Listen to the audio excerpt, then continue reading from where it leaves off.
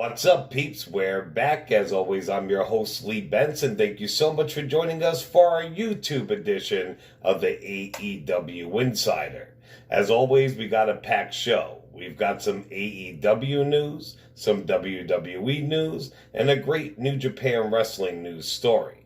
Remember, if you want to win that Bray Wyatt Firefly Funhouse ringside collectible action figure, you got to stick around to the end of the show to find out how. Well, as always, since this is the AEW Insider, let's kick it off with a little AEW news. AEW. Amanda Huber did an amazing sit-down interview with AEW Unrestricted this week. There have been tons of rumors of what really went down and the death of her husband, Brodie Lee. She is a very real and upfront person, my type of person. Definitely check it out on YouTube. It is a must-watch. This week's Being the Elite opened with the Young Bucks and the Good Brothers, a.k.a. all ex-Bullet Club members. They were talking some smack on a current Bullet Club that's over in Japan, and Jay White had this to say in response. This is the real Bullet Club here. We're not a cheap ripoff trying to recreate the past, to regain some relevance and doing some corny reunions just so you could sell some shitty t-shirts. But of course all the fans still buy them because you are you. This is the real Bullet Club. Let me tell you what the real Bullet Club's all about. It's about change. It's about moving forward. It's about progression. It's not about living in the past. It's not about going backwards. Cody Rhodes will get his match against Shaquille O'Neal. Shaq called him out on a sports show, and now the match is set for Dynamite on March 3rd. This had to have been in the works for a very long time. Shaq must have been practicing a lot on the DL. You're not going to just come out of nowhere in a week or two and say, hey, I'm going to take on Cody Rhodes and I'm going to talk a lot of smack and beat him. It just doesn't happen like that. So I don't know how this match is going to go. To me, Shaq is a great athlete, what have you, but he's up there in age. He's big, tall, he's lanky. I don't think he's going to do good in the ring. Even though we've seen him in the past, I don't think this is going to be a good outing. AEW announced their Women's World Champion Eliminator Tournament. It will take place and have stars from Japan competing and stars from America. I guess the winner of those get a shot at each other, and the winner of the whole tournament gets a shot at Cheetah's AEW Women's title. This should be really good. AEW Dynamite's Beach Break this week was a spectacular show. It was a stacked card and it did not disappoint. At the close of the show, Kenta from New Japan's Bullet Club showed up and took out Jon Moxley. It is so kick-ass that AEW is willing to work with other promotion. WWE better take note. We want to see our favorite wrestlers, not just our favorite WWE wrestlers. If there is a chink in WWE's armor, it is not being willing to work with other promotions. AEW once again beat WWE in the ratings, and it was nowhere near as close as it was last week. This week, AEW pulled in 840,000 viewers compared to NXT 610,000 viewers. WWE really needs to move nights. NXT deserves way better than this. On to WWE. Well, the Royal Rumble was great this past weekend, and I thought it was one of their best pay-per-views in a long time. It was really good to see Carlito make his return. It is said that he's now up for a backstage producing gig, but he did wrestle the next night on Raw, so we'll see what they want to do with him. We see what they did with MVP, and that turned out really good for him. Bianca Belair did win the Women's Royal Rumble, but now fans are calling bullshit. They're calling her win into question. A pic has surfaced of her and Rhea Ripley in the match on a ring apron, and you can clearly see Belair's 2 feet did touch the ground, and fans are not happy.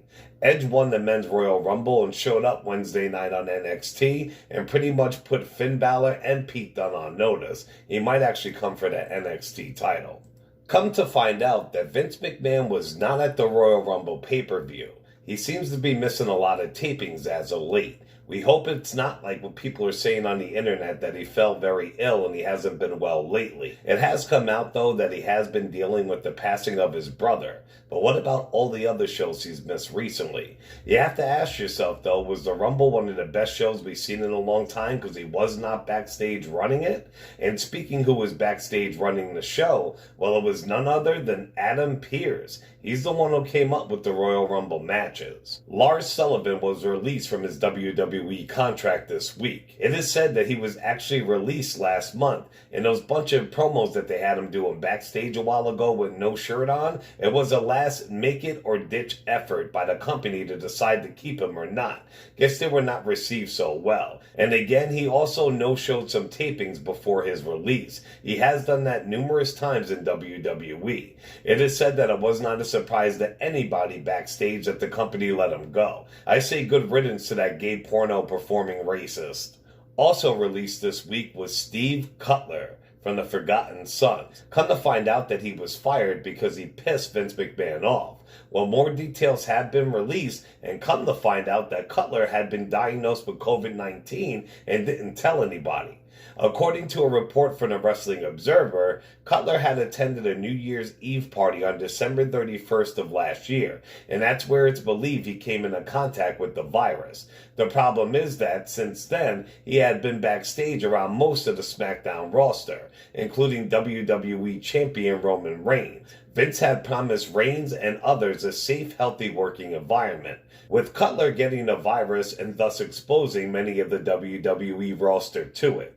This goes against everything Vince had just promised his roster. Therefore, Cutler got major heat as Vince was said to be livid upon hearing that Cutler was diagnosed and may have potentially spread the virus. Cutler's real-life girlfriend, Impact Knockout champion Deonna Purrazzo, had this to say about the situation. We attended a New Year's Eve party, like dozens of other people. When Steve tested positive prior to SmackDown, he was sent home immediately and started quarantine. He was not at work while being positive.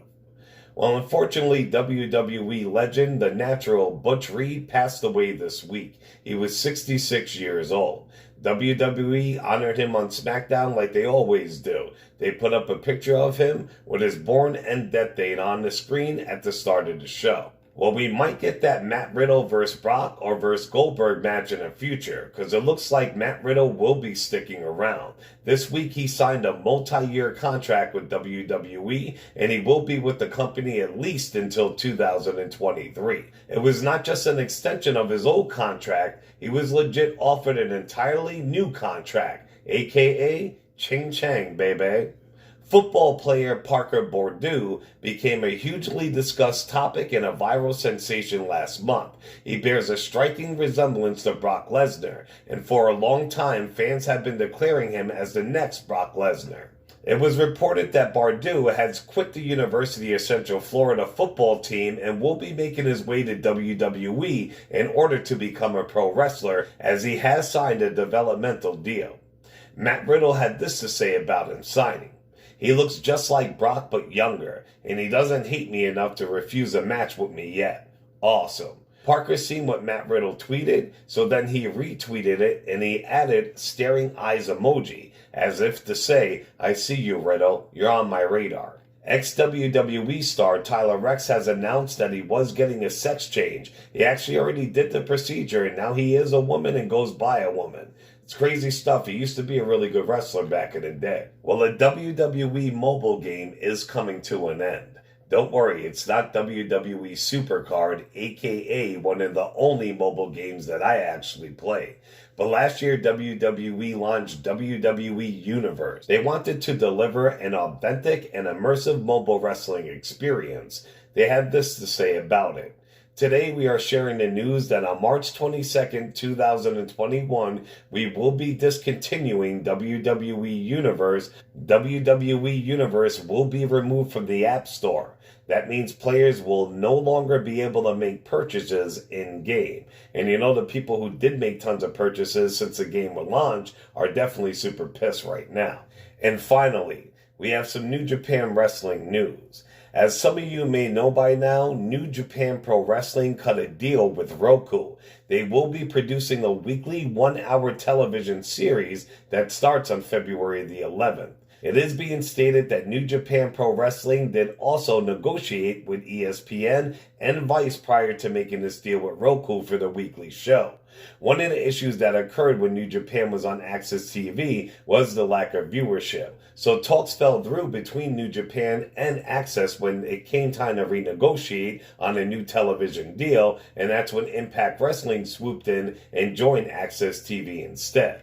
One thing to note is that the deal with Roku is not an exclusive deal. So this would mean that depending on how the viewership numbers go, the company may be able to get on a second network and produce more weekly content. CBS Sports was another option, but the money just wasn't there, including an advertising split.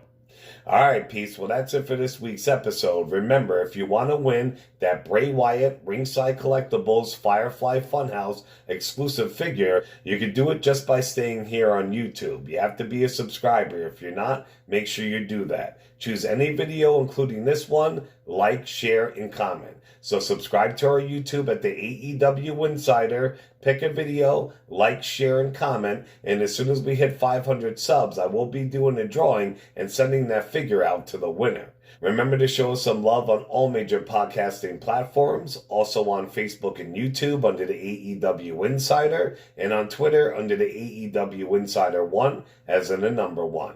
As always, I'm your host, Lee Benson. Thank you so much for joining us for AEW Insider's Wrestling News of the Week. Ciao, peeps.